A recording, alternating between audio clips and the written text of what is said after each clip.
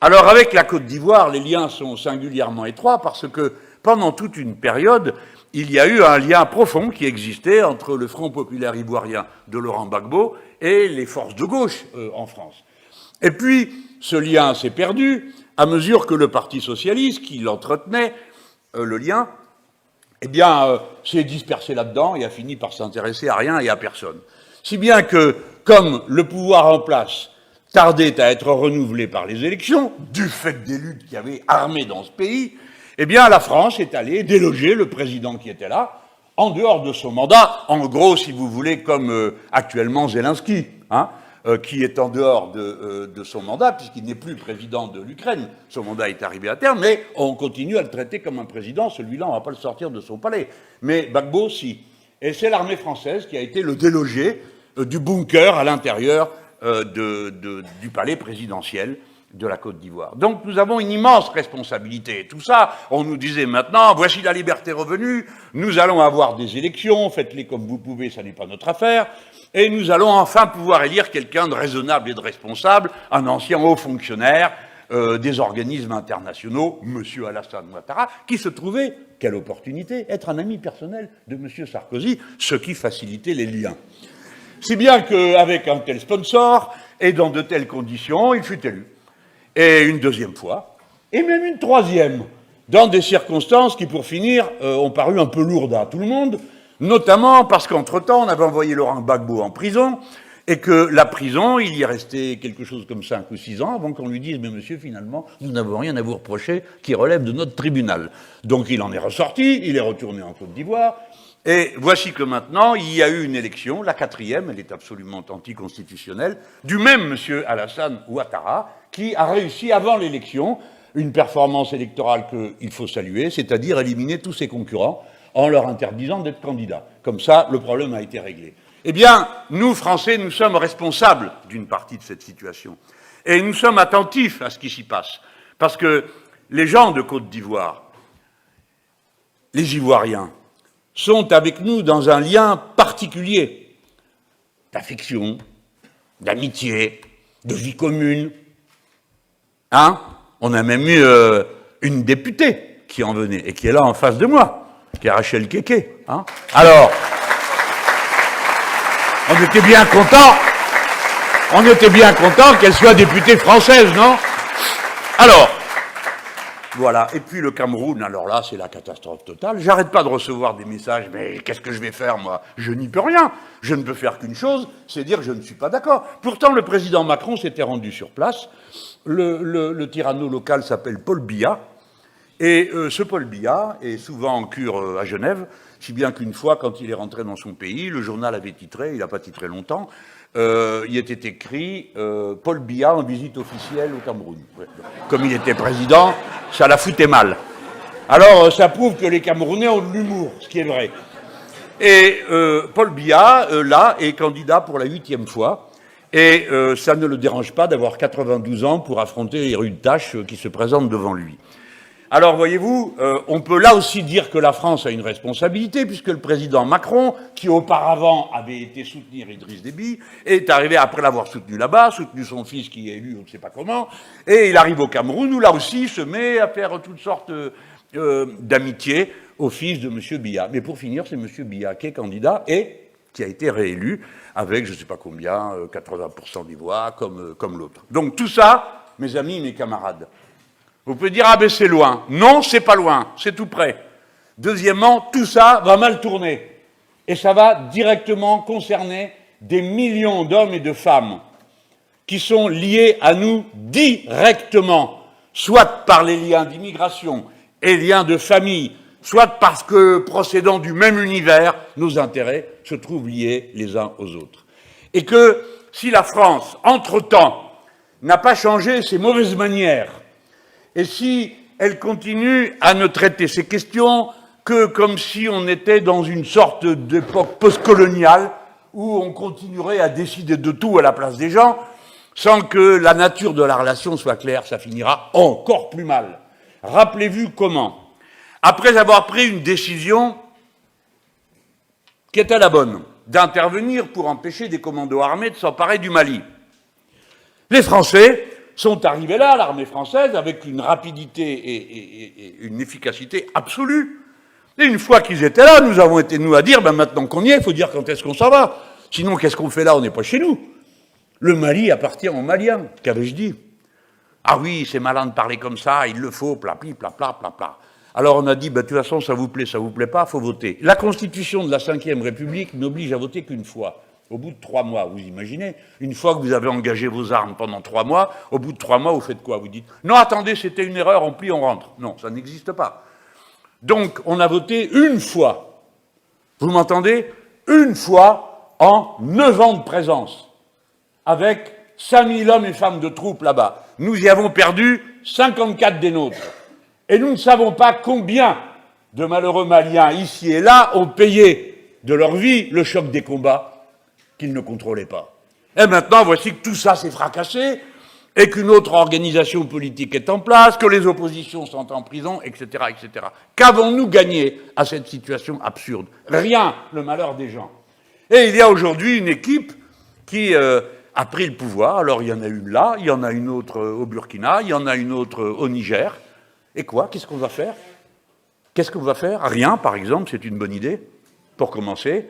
Mais ensuite, enfin, nos relations existent. Nous n'allons pas comme ça dire c'est fini, on ne vous parle plus, on ne va voir personne. Bref, toutes ces questions sont posées. On l'a entendu, Jean-Luc Mélenchon, ce tribun français, cette voix des opprimés en Europe, s'est levé pour défendre Laurent Gbagbo, notre président légitime, notre symbole, celui que la France de Nicolas Sarkozy a chassé à coups de bombe pour imposer son poulain, Alassane Ouattara. Ces mots résonnent, forts, justes, presque réparateurs. Mais au fond de nous, un doute persiste, lourd, brûlant. Et si tout cela n'était qu'un autre discours, une autre illusion venue de Paris? Car ici, en Côte d'Ivoire, nous avons trop souffert de la duplicité des politiques français, de leurs beaux mots et de leurs sales actions.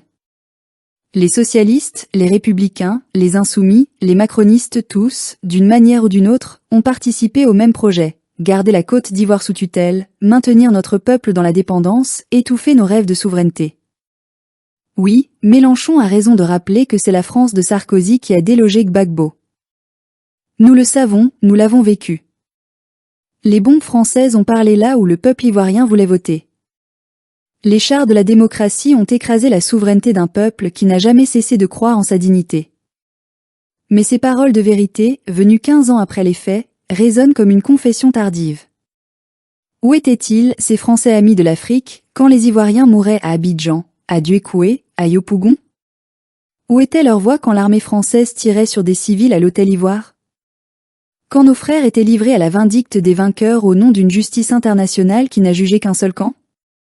Non, nous n'avons pas oublié. La France de Sarkozy a semé le chaos, mais la France de Hollande ne l'a pas réparé. Et celle de Macron, plus arrogante encore, a poursuivi le même plan de domination, avec d'autres mots, d'autres visages, mais la même main invisible, celle du système impérialiste. Alors quand Mélenchon parle, nous écoutons, oui, mais sans illusion. Parce que nous savons que la parole française est double. Elle flatte l'Afrique le jour, mais signe des contrats le soir. Elle compatit aux souffrances des peuples, mais arme leurs oppresseurs. La France politique, qu'elle soit de gauche ou de droite, n'a jamais voulu d'une Afrique libre, forte, souveraine. Elle veut des marchés, des matières premières, des bases militaires, et surtout des présidents dociles. C'est pour cela que le 4e mandat d'Alassane Ouattara ne choque personne à Paris. Parce que tant qu'il protège leurs intérêts, tant qu'il maintient la Côte d'Ivoire dans la logique du franc CFA et des entreprises tricolores, tant qu'il garantit que notre pays reste le bon élève de la Banque mondiale, le reste importe peu. Les droits de l'homme, la démocratie, la Constitution? Ce ne sont que des mots pour les manuels scolaires, pas des principes quand il s'agit de l'Afrique. Et nous, que fait-on? Nous continuons d'attendre des sauveurs venus de là-bas. Nous continuons de croire qu'un Français, parce qu'il parle bien, pourrait un jour nous comprendre. Mais il n'y a pas de sauveurs français, il n'y a que des stratèges. Ce que nous devons attendre, c'est notre propre réveil. Oui, Laurent Gbagbo a des amis français. Il a vécu parmi eux, aimé l'une d'entre elles, eu un fils franco-ivoirien, Michel Gbagbo, un homme de conviction. Cela ne fait pas de lui un traître. Mais cela crée un lien, une attache, une ambiguïté. Peut-on haïr la main qui a nourri certains de nos enfants, tout en dénonçant celle qui nous a frappés? C'est toute la complexité de notre histoire avec la France. Mais aujourd'hui, nous ne pouvons plus nous permettre cette ambiguïté. Nous devons choisir. Entre l'Empire et la liberté, entre le joug et la dignité. Gbagbo a payé de sa chair son refus de se soumettre. Il a subi l'humiliation, la prison, l'exil. Mais depuis son retour, beaucoup se demandent, est-il encore prêt à briser les chaînes? Peut-il encore tourner définitivement le dos à cette France qu'il a détruite, mais qui n'a jamais renié? Peut-il tendre la main aux BRIC, à la Russie, à la Chine, à l'Afrique nouvelle qui s'éveille? Nous l'espérons. Parce que nous croyons encore que la vraie libération ne viendra pas d'un homme, mais d'un choix collectif, d'un sursaut. Et Gbagbo, s'il le veut, peut encore être le guide de ce sursaut. Mais il doit parler avec la voix du peuple, pas avec celle des compromis. Nous devons comprendre que la souveraineté n'est pas une posture, c'est un engagement. Les BRIC ne sont pas des anges, mais ils représentent aujourd'hui une brèche dans le mur de l'hégémonie occidentale. Et si nous voulons respirer, il faut s'y engouffrer. Non pas pour dépendre de nouveaux maîtres, mais pour retrouver notre équilibre, notre capacité à choisir. La France ne se taira pas. Elle continuera de parler, de commenter, de se présenter comme amie. Mais nous, Africains, devons apprendre à écouter autrement. À ne plus tendre l'oreille à ceux qui nous ont trahis, mais à tendre la main à ceux qui veulent marcher avec nous. Notre libération ne viendra ni de Paris, ni de Washington. Elle viendra d'Abidjan, de Korogo, de Daloa, de Bouaké. Elle viendra du cœur du peuple. Alors oui, merci Mélenchon pour ton discours. Mais que cela reste un discours. Car la vraie parole, la vraie action, doit venir de nous. Nous n'attendrons plus qu'un homme politique français vienne laver la honte de son pays. Nous sommes prêts à laver la nôtre, par la vérité, par la foi, par le courage. Le temps des illusions est passé. La France a eu son heure. Le peuple ivoirien aura la sienne. Et ce jour-là, nous n'aurons plus besoin de félicitations de Paris, ni d'aval de Bruxelles, ni de soutien de Washington. Ce jour-là, nos voix résonneront seules, libres, debout, comme l'Afrique qu'on ne peut plus dompter. Parce qu'au fond, nous n'attendons pas que Mélenchon nous soutienne. Nous attendons que Gbagbo, que nos dirigeants, que nous-mêmes, ayons le courage de rompre avec la France pour de bon. C'est à ce prix seulement que la Côte d'Ivoire retrouvera son âme, et que nos enfants, un jour, pourront dire « Nos pères ont enfin dit non ». Et cette fois, le monde a entendu.